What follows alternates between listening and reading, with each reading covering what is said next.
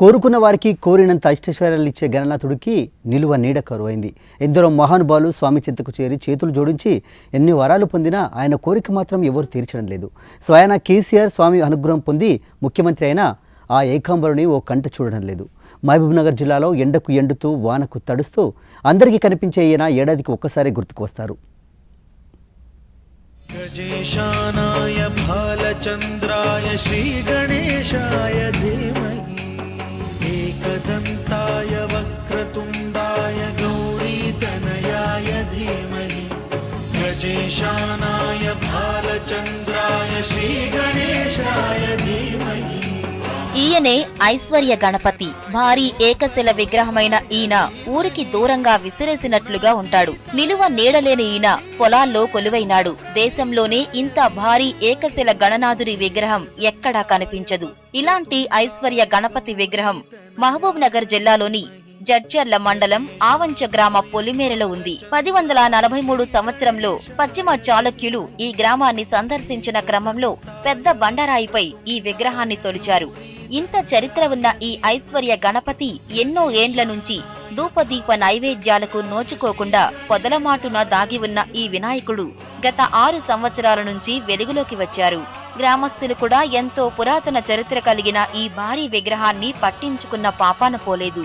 దాంతో ఎంతో ప్రసిద్ధి చెందాల్సిన ఈ ప్రాంతం అభివృద్ధికి ఆమడ దూరంలో ఉంది.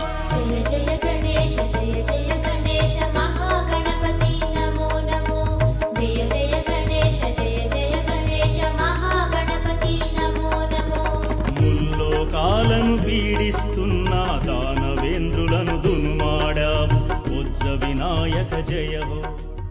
మొదటిసారిగా 2010లో మీడియా మాధ్యమాల ద్వారా ఆవంచ గ్రామంలో భారీ ఏకశిల ఐశ్వర్య గణనాథుడు ఉన్నారని ప్రచారానికి తెలియజేసింది. దీంతో దేశవ్యాప్తంగా భక్తులు ఈ గ్రామాన్ని సందర్శించి స్వామిని దర్శించుకున్నారు. ఆ సమయంలోనే తెలంగాణ ఉద్యమం ఉవ్వెత్తున లేచింది.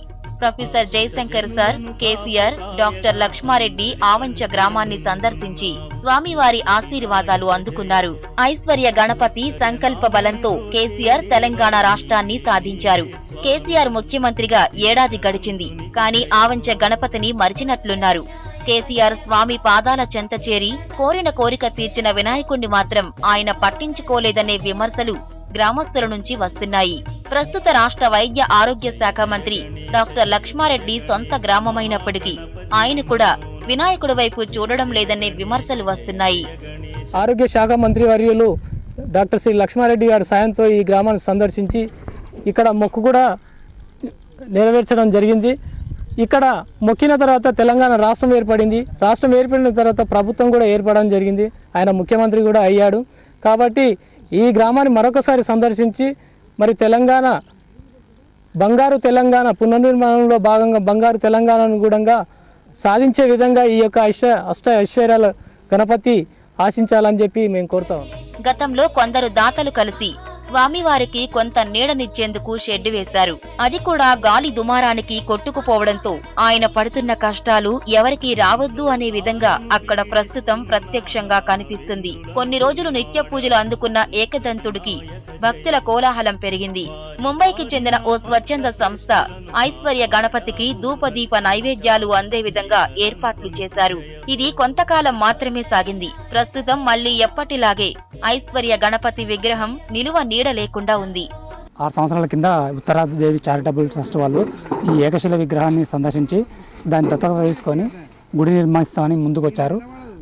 అందులో భాగంగానే ముందు రేకుల షెడ్ అనేది వేసేసారు. దానికైతే ఆ గాలికి ఎగిరిపోయింది. ప్రస్తుతానికి ఏ ఆదరణ లేకుండా ధూపదీప నైవేద్యాలకు దూరంగా ఈ ఊరికి అతి సమీపంలో ఉన్న ఈ ఐశ్వర్య గణపతిని ఈ ప్రభుత్వం కానీ లేదా దాతలు కానీ సహకరించి అన్ని రకాలుగా అభివృద్ధి చేసి మంచి ప్రసిద్ధ పుణ్యక్షేత్రంగా తీర్చిదిద్దాలని మీ సందర్భంగా గ్రామస్తులుగా కోరుతున్నాము. తెలంగాణలో భారీ ఏకశిల ఐశ్వర్య విగ్రహం కావడంతో ప్రసిద్ధ పుణ్యక్షేత్రంగా తీర్చిదిద్దాల్సిన అవసరం ఉంది. Studio N, Mahbubnagar. గజేశానాయ బాలచంద్రాయ శ్రీ గణేశాయ ధీమహి ఏకదంతాయ వక్రతుండాయ గౌరీతనయాయ ధీమహి గజేశానాయ బాలచంద్రాయ